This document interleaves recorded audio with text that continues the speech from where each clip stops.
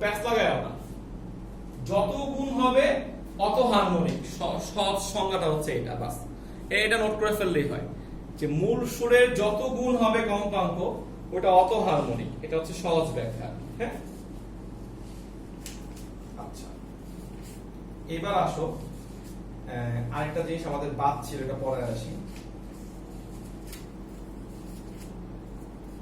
লেখো, এটা হচ্ছে তোমাদের বইয়ের 9.9 নাম্বার টপিকস, এটা পড়ানো হয় না। এখানে সংজ্ঞা ছিল কয়টা, মুক্ত কম্পন, পরবশ কম্পন আর অনুনাদ, এটা পড়াই নেই, এটা দেখো সবাই।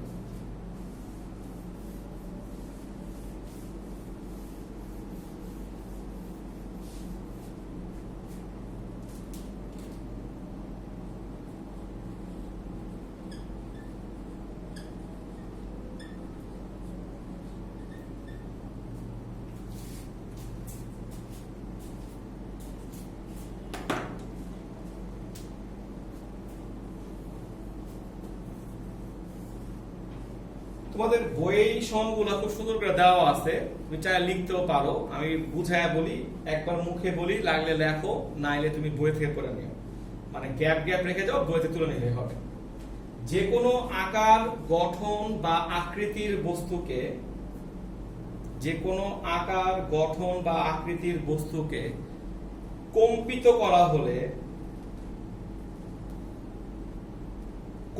করা হলে তা একটা নিজস্ব কম্পাঙ্ক রক্ষা করে স্পন্দিত হয়,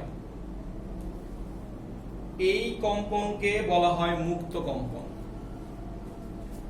আরেকটা বলি শোনো, যে কোনো আকার, গঠন বা আকৃতির বস্তুকে আন্দোলিত করলে বা কম্পিত করলে তা একটা নিজস্ব কম্পাঙ্ক রক্ষা করে স্পন্দিত হয়, এই কম্পনকে বা এই স্পন্দনকে বলা হয় মুক্ত কম্পন। মানে কথাটার খুব সহজ ভালো ব্যাখ্যা হচ্ছে, একটা বস্তুর যে নিজস্ব কম্পাঙ্ক থাকে এটাই তার মুক্ত কম্পন।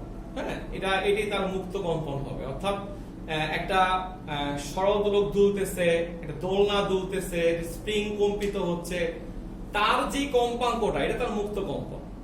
বা ধরো তুমি একটা গান শুনতেছো, ওটার যে কম্পন তার মুক্ত কম্পন। তুমি চিল্লাচ্ছ, তোমার মুক্ত কম্পন এটা। তোমার হার্ট আছে, হার্টের একটা বিট আছে, এটা একটা মুক্ত কম্পন। তোমার হার্টের কম্পাঙ্ক তোমার জন্য এটা, সেটা হচ্ছে মুক্ত কম্পন। ঠিক আছে, সবাই নেক্সট সংজ্ঞা লেখো, পরবশ কম্পন।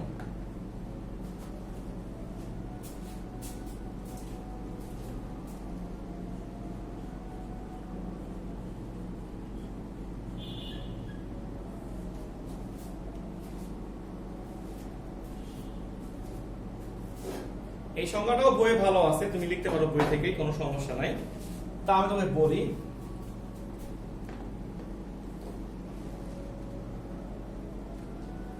কোন বস্তুর উপর আরোপিত মানে এসে পড়া আর কি, আরোপিত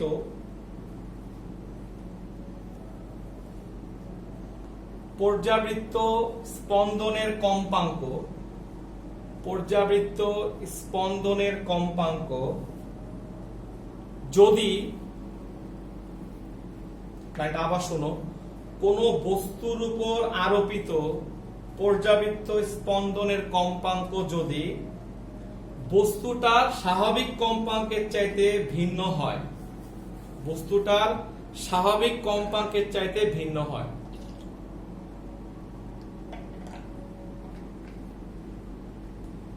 তখন বস্তুটি প্রথমে অনিয়মিতভাবে কম্পিত হয়,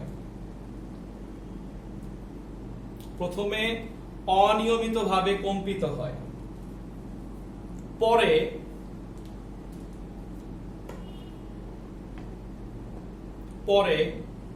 আরোপিত কম্পনের কম্পাঙ্কে কম্পিত হতে থাকে।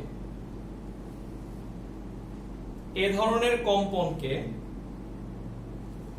পরবশ বা আরোপিত কম্পন বলে। এ ধরনের কম্পনকে পরবশ বা আরোপিত কম্পাঙ্ক বলে।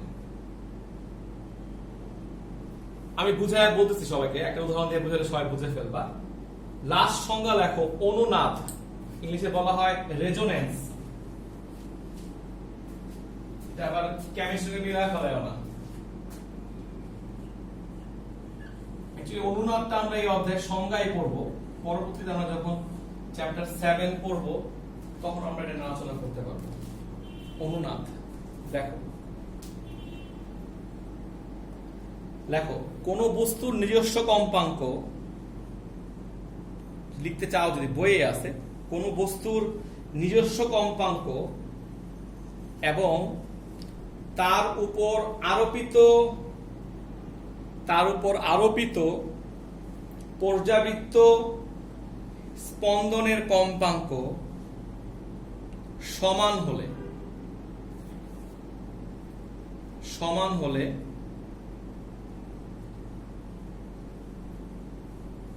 মানে কোন বস্তু নিজস্ব কম্পাঙ্ক এবং তার উপর যে আরোপিত পর্যাবৃত্ত স্পন্দনটা তার কম্পাঙ্ক সেম থাকে প্রথম থেকেই, তখন বস্তুটি সর্বোচ্চ বিস্তার সহকারে কম্পিত হতে থাকে। সর্বোচ্চ বিস্তার, এটা ইম্পর্টেন্ট, সর্বোচ্চ বিস্তার সহকারে কম্পিত হতে থাকে। এ ধরনের কম্পনকে অনুনাদ বলা হয়।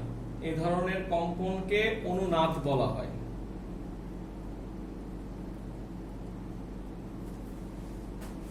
ওকে, আমি তোমার একটা উদাহরণ দিয়ে বোঝাই, তাহলে তুমি হিসাব বুঝতে পারবা।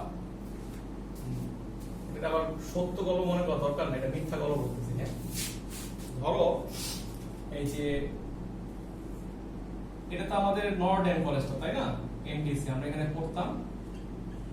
যারা এই কলেজ যাও তারা দেখো সামনাসামনি যে এই কলেজ থেকে ছুটি হইলে আমরা এদিকে বের হয়ে এদিকে একটা রাস্তা আছে, এই রাস্তাটা গেছে হচ্ছে তোমার কমলাপুরের দিকে চলে গেছে। এই কেমন আর একটা রাস্তা এদিক দিয়ে চলে গিয়ে সোজা গিয়ে পল্টন, এদিকে আসলে এখানে আইডিয়াল স্কুলটা যা চিনো দেখবা, আর এটা হচ্ছে আমাদের প্রিয় আইডিয়াল কলেজটা, তাই না?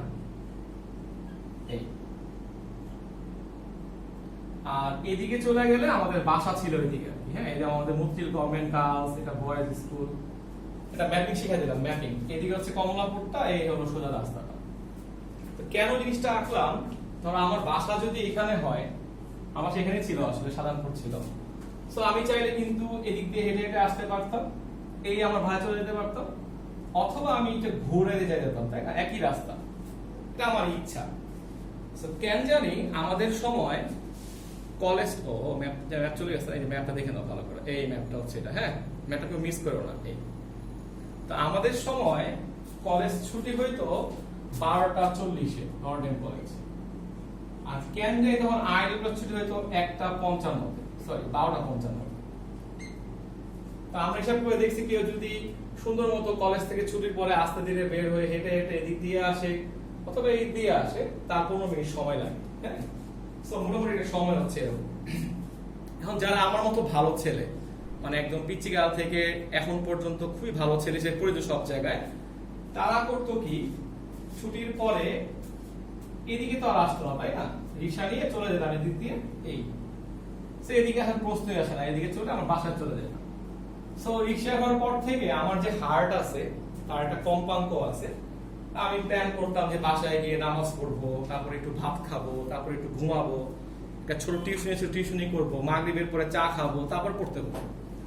তো আমার প্রতিদিনকার কম্পাঙ্ক কিন্তু এইটাই, আমার হার্টে এই কথাগুলোই বাঁচতেছে। হ্যাঁ, আমার অন্য কোনো টেনশন নাই, অন্য কোনো চিন্তা করার জায়গা নাই, শুধু ভাবতাম যে আমি এই কাজগুলো আজকে করব, তারপর ঘুমাবো, সকালবেলা আবার কলেজে যাবো, এই হলো আমার রুটিনটা। দ্যাট ইজ, এটা হচ্ছে আমার মুক্ত কম্পন। আমি একটা মানুষ, আমি একটা যন্ত্র, আমার একটা কম্পাঙ্ক আছে, এটার নাম হচ্ছে মুক্ত কম্পন। আমি সিম্পল চলে যাচ্ছি, শেষ। আশা করি তোমরা বুঝতেছো। একদিন হইল কি, ছুটির পরে রিক্সাওয়ালা কোনো কারণে এদিক দিয়ে না যায় এদিক দিয়ে আসছে, হয়তো জ্যাম ছিল বা কোনো সমস্যা ছিল, বা উনি এদিক দিয়ে আসবে। ঘাটটা রিক্সাও থাকে না যে রাস্তা ওরটাই যাবে, তো যে এইখানটায় সে আসছে এখানে বিশাল জ্যাম, অনেক গাড়ি টাড়ি দাঁড়ায় আছে, তো ওই ছেলেটা এখানে বসে আছে রিক্সার মধ্যে। কেমন আর ছুটির পরে ওই সাদা ড্রেস পরা মেয়েগুলো বের হয়ে আসতেছিল। তো তার মধ্যে একটা মেয়ে, তারও তো একটা হার্ট আছে তাই না, অবশ্যই একটা হার্ট ছিল, ওই হার্টের একটা কম্পাঙ্ক ছিল, ওই কম্পাঙ্কটাকে আমরা বলতেছি ওই মেয়েটার মুক্ত কম্পন, তাই না? ছেলেটা তো বিষয়ের মধ্যে বৈশাই আছে, তার একটা মুক্ত কম্পন আছে। মেয়েটা যখন বের হয়ে আসলো তারও তো একটা মুক্ত কম্পন আছে, আছে না? তার একটা হার্ট আছে, তার একটা হার্টের বিট আছে, বিটের একটা কম্পাঙ্ক আছে, সো তারও একটা মুক্ত কম্পন আছে। ঘটনাটা হইল কি, ধরে নাও এইভাবে যে এই ছেলেটার কম্পাঙ্ক ছিল 400 হার্জ, মানে হার্টের কম্পাঙ্ক, এই মেয়েটার হচ্ছে 450 হার্জ। হ্যাঁ, বেশি ধরে নাও, কারণ এই যেটা বেশি হবে তাকে আমরা বলবো আরোপিত কম্পাঙ্ক, মানে যেটা তোমার কম্পাঙ্কের উপর আঘাত করবে আয়শা, সেটা অবশ্যই তোমার চেয়ে বেশি হইতে হবে, রাইট? এটাকে সংজ্ঞায় বলা আছে দেখি। সো এই কম্পাঙ্কটা আয়শা ছেলেটার কম্পাঙ্কের মধ্যে আঘাত করে বসলো, কারণ সেটা ভুলে এদিকে না তাকায় একটু এদিকে মোচড় দিয়ে তাকাইছিল আর কি, বুঝছো? তাকানোর ফলে হলো কি, ওই মেয়েটার যে মুক্ত কম্পনটা সেটা ছেলেটার উপর অ্যাটাক করে বসলো। এখন ওইটার নাম দিব আমরা আরোপিত কম্পাঙ্ক, যেটা আঘাত করে বসছে। এখন ছেলেটার স্বাভাবিক যে কম্পাঙ্ক ছিল সেটা উল্টাপাল্টা হয়ে যাবে না? তোমরা যারা এই ধরনের সিচুয়েশন দেখছো তারা তো অবশ্যই ফিল করতে পারছো কি হয় তখন। আমার মাথাটা খারাপ হয়ে যায় যে ও কি চলে যাবে, নাকি দাঁড়ায় নিচে নামবে, না আমি একটু কথা বলবে, ওর ফোন নাম্বার চাবে বা ফেসবুকে চাইবে, বা একটু হাসি বিনিময় করবে, কি যে করবে এটা তার মাথাতে কিন্তু শেষ হয়ে গেল। দ্যাট মিনস এটাকেই ফিজিক্স বলতেছে বিশৃঙ্খল অবস্থা। অর্থাৎ একটা কম্পাঙ্কের উপর যখন আরেকটা কম্পাঙ্কে আপতিত হয় তখন এটাকে এই লাইনে লেখা আছে অনিয়মিত কম্পিত হয়। মানে মুক্ত কম্পনটা ছিল যেটা ছেলেটা ছিল এই 400 হার্জ, যেটা উল্টাপাল্টা হয়ে যায়, এটা 399 হতে পারে, কমে যেতে পারে, বাড়তে পারে, মানে স্পন্দনটা চেঞ্জ হয়, একদম মানে যেটা ফিক্স ছিল ওটা এখন উল্টাপাল্টা হয়ে যেতে শুরু করলো। সেটা হচ্ছে প্রাথমিক অবস্থা। ধরো ও চলে আসলো ওর বাসায়, তারপরও কি ওর কম্পাঙ্ক ঠিক হয়েছে? ঠিক হয় নাই। ও ম্যাথ বইয়ের মধ্যে মেয়ের চেহারা দেখে, কেমিস্ট্রি বইয়ের মধ্যে মেয়ের চুল দেখতেছে, ফিজিক্স বইয়ের মধ্যে মেয়েটার হাত দেখতেছে, ওর তো মাথাটা খারাপ হয়ে গেছে। দ্যাট মিনস এই খারাপ হওয়াটাকে আমরা বলবো, সুন্দর ভাষায় বলবো, অনিয়মিত কম্পাঙ্ক তৈরি হয়েছে। উল্টাপাল্টা কোনো ওয়ার্ড বলার দরকার নাই, মানুষ যাতে না বুঝতে পারে আমরা বলবো অনিয়মিত কম্পাঙ্ক তৈরি হয়েছে। তো এই কম্পাঙ্কটা একটু সময় নিবে ঠিক হওয়ার জন্য। তো দেন পরের দিন যখন ও আবার এদিকে, তো এখন সে ভুলও আসবে, সেদিকেই আসবে, এবং আলটিমেটলি সে মেয়েটার সাথে কথাবার্তা বললো, 4-5 দিন সময় গেল। দ্যাট মিনস এই কম্পাঙ্কটা ধীরে ধীরে বাড়তে বাড়তে এই কম্পাঙ্কে রূপান্তর হইতে হবে। তার মানে আরোপিত কম্পাঙ্ক সমান যখন হয়ে যাবে তখন এই কম্পাঙ্কটার নাম হয়ে যাবে পরবশ কম্পন। আমি দুষ্টামি করে বলি, পরের দ্বারা বশীভূত হওয়া, এটাকে বলা হয় পরবশ। এটা খাতায় লিখো না আবার কেউ, এটা দুষ্টামি করে বলছি। হ্যাঁ, যে পরের দ্বারা বশীভূত হওয়া, দ্যাট ইজ পরবশ। সো তোমার ছিল 400 হার্জ, অ্যাটাক করছে 450 হার্জ, তুমি বিশৃঙ্খল অবস্থা পার করে এক সময় গিয়ে 450 এ রূপান্তর হইতেই হবে। যদি হও তখন তোমার কম্পাঙ্কটা তার তোমার নাই, তোমার কম্পাঙ্কটা ওর হয়ে গেছে। সো আলটিমেটলি কম্পাঙ্ক কিন্তু এখানে একটা 450, সেটার নাম হচ্ছে পরবশ কম্পন। আশা করি বুঝতে পারছো। আর থার্ড সংজ্ঞাটা এক লাফে বুঝাইয়া দিই, তাহলে শেষ হয়ে যাক। সেটা হচ্ছে খুব সিম্পল জিনিস, সেটা হলো এই যে কম্পাঙ্কটা আমরা বলতেছি, এই যে এটা বললাম, যদি গল্পটা এরকম হইতো যে যে ছেলেটা আসতেছিল ওর 400 হার্জ, আর যেটা আরোপিত কম্পাঙ্ক সেটাও 400 হার্জ, মানে প্রথম দেখা থেকেই দুজনের হার্টের বিট একদম মিলে গেছে। এটা খুব অসম্ভব সুন্দর জিনিস, মানে দুইজন মানুষের হার্টের বিট প্রথম সেকেন্ড থেকেই সমান ছিল। অর্থাৎ আরোপিত কম্পাঙ্কের কম্পাঙ্ক যদি মুক্ত কম্পাঙ্কটার সমান হয় তখন হবে কি, আর বিশৃঙ্খল অবস্থা তৈরি হবে না। হবে বলো? মানে প্রথম দিকে তুমি তাকে একটা হাসি দিছো, ও বিনিময়ে একটা এমন হাসি দিচ্ছে তুমি বুঝেই ফেলছো কাহিনী হয়ে গেছে। সো এখানে তো আর কোনো ঝামেলাই নাই, লাভ এট ফার্স্ট সাইটের মতো অবস্থা হয়ে গেল, তাই না? একদম প্রথম দেখাতেই দুইয়ের মধ্যে কম্পাঙ্ক মিলে গেছে। যদি এই ধরনের কিছু ঘটাতে পারো কখনো, তখন ফিজিক্স বলতেছে এই দুইটার মিলিত কম্পাঙ্ক তখন সর্বোচ্চ হবে, তাই না? কারণ কোনো বিশৃঙ্খল অবস্থা নাই তো, কোনো সময় নষ্ট হচ্ছে না তো, কোনো শক্তি নষ্ট হচ্ছে না। প্রথম সেকেন্ড থেকেই শব্দটা সবচেয়ে জোরে কম্পিত হবে। সো লাইনটা বলা হয়েছিল সর্বোচ্চ বিস্তার সহকারে স্পন্দিত হবে, এটাকেই নাম দেওয়া হচ্ছে অনুনাদ। তাহলে পরবশ কম্পনের সাথে অনুনাদের পার্থক্যটা কি হইলো, যে আরোপিত কম্পাঙ্কটা মূল কম্পাঙ্কের সমান থাকবে প্রথম থেকেই। আমরা লিখতে পারি অনুনাদ এক ধরনের, একটা বিশেষ ধরনের পরবশ কম্পন। লিখে রাখো জিনিসটা, ওয়ার্ডটা। অনুনাদ একটা বিশেষ ধরনের পরবশ কম্পন। দেখো আমি উদাহরণটা দেওয়ার পরে তিনটার সংজ্ঞা নিয়ে কারো কোনো সমস্যা আছে কিনা, পরীক্ষায় আবার এগুলো লিখো না, পরীক্ষায় কিন্তু সূত্র মানে সংজ্ঞায় লিখতে হবে। সো একটা বস্তুর কম্পাঙ্ক তার মুক্ত কম্পন, যদি তার উপরে আরেকটা কম্পাঙ্ক যেটা ওর চেয়ে বেশি আরোপিত হয়, তাহলে এক সময় একটা অনিয়মিত কম্পাঙ্কের সময় শেষ করার পরে ওদের কম্পাঙ্ক যখন সমান হয়ে আসবে, তখন সেটার নাম হয়ে যাবে আরোপিত কম্পাঙ্ক বা পরবশ কম্পন। আর যদি প্রথম সেকেন্ড থেকেই সমান থাকতো, তাহলে তার নাম হয়তো অনুনাদ। আমি তোমাদের বিট পড়াইছি, সংজ্ঞাগুলা পড়াইলাম, আরেকটা তার পড়াইছিলাম, একটা জিনিস বাদ গেছিল, এটা পড়াই, খাতায় লেখো, লেখো নল, লেখো নল। নল এটা আমাদের পুরান বইয়ের টপিকস, নতুন বইয়ে কোনো ম্যাথ নাই, কিন্তু সৃজনশীল আমি দিব একটা ম্যাথ, পড়া নিয়েছিলাম। এভাবে লেখো এক মুখ খোলা নল।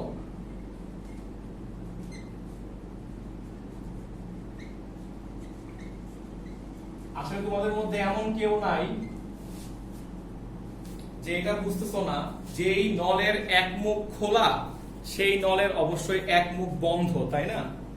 তো পরীক্ষায় যদি বলে এক মুখ খোলা নল, যা বুঝাবে, যদি কেউ বলে এক মুখ বন্ধ নল, তাই বুঝাবে। সেটা নিয়ে কেউ আবার ঘাবড়া যাও না। হ্যাঁ, একটা ছোট্ট তথ্য লেখো, লেখো নলের যে প্রান্ত খোলা থাকে, লেখো নলের যে প্রান্ত খোলা থাকে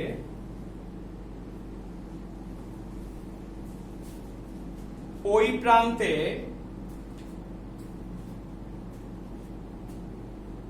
দেখো ওই প্রান্তে তরঙ্গ সবচেয়ে বেশি বিস্তার লাভ করতে পারে।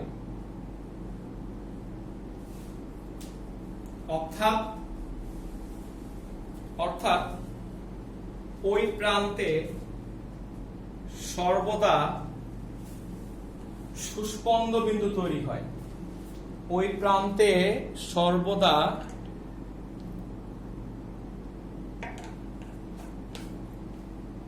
সুস্পন্দ বিন্দু তৈরি হয়। সুস্পন্দ বিন্দু।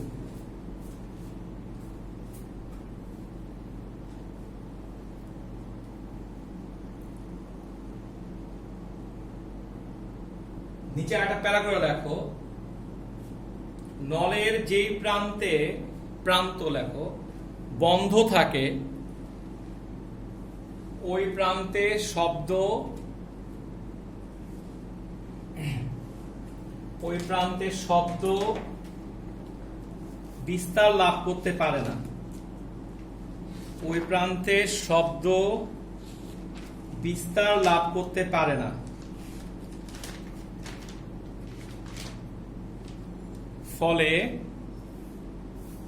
ফলে ওই প্রান্তে সর্বদা নিষ্পন্দ বিন্দু তৈরি হয়।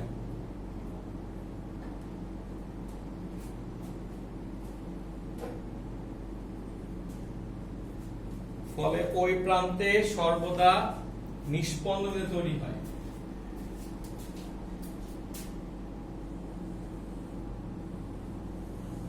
এই দেখো জিনিসটা, হ্যাঁ নল আঁকলাম,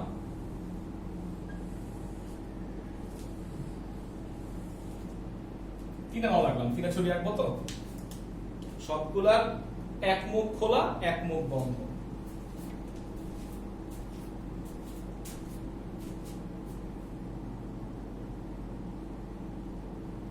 ওকে, তাহলে আমি যদি এখানে জিনিসটা আঁকি, দেখো সবাই এখানে তৈরি হবে সুস্পন্দ বিন্দু, এখানে তৈরি হবে নিস্পন্দ বিন্দু। কারণ ছবিটা বুঝতে কষ্ট হয়, তাহলে এভাবে ভাবো জিনিসটা, এই এই এই আঁকলাম, এই যে মুছে ফেললাম, এই এই জিনিসটা আমি এখানে উল্টা করে আসি, সুস্পন্দ বিন্দু নিস্পন্দ বিন্দু, ঠিক আছে? সবাইকে ফেলো। মানে একটা মিনিমাম শব্দ হওয়ার জন্য একটা সুস্পন্দ একটা নিস্পন্দ থাকা লাগবে। সেটাকে আমরা বলতে পারি যে মূল সুর হওয়ার জন্য মিনিমাম একটা সুস্পন্দ একটা নিস্পন্দ হওয়া লাগবে। তাহলে এখন ভাবো তো, এই দূরত্ব নলটা যদি এল ধরি, নলের লেন্থ যদি এল ধরি আমরা, তাহলে একটা নিস্পন্দ একটা সুস্পন্দ দূরত্ব হচ্ছে λ/4। তোমরা জানো এটা, তাহলে দেখতে পারো, দেখো এই না জিনিসটা, ল্যামডা হলে λ/2, এটা হচ্ছে λ/4।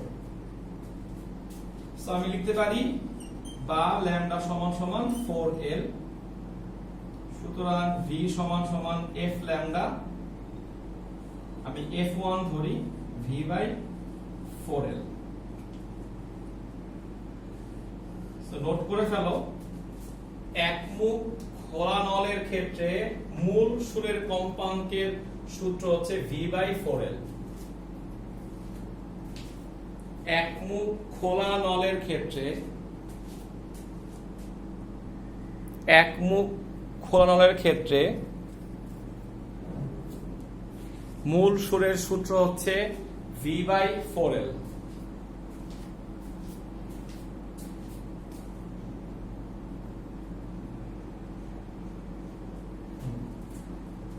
তাহলে এখানে ছিল একটা সুস্পন্দ একটা নিস্পন্দ। আমি পরের ছবিটা কি আঁকবো, সুস্পন্দ দুইটা নিস্পন্দ দুইটা।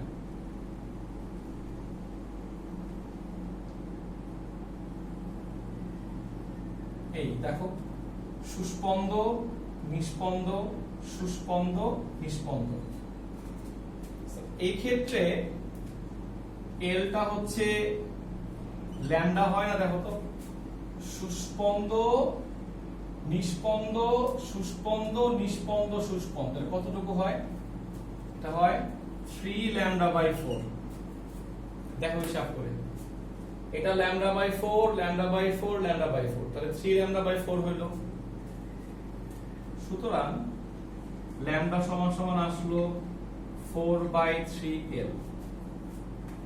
আমি যদি f2 বের করি, উপরে হচ্ছে v, নিচে হচ্ছে ল্যামডা, কত হয়? 3v/4l সমান সমান লেখা যায় 3f1। লেখো।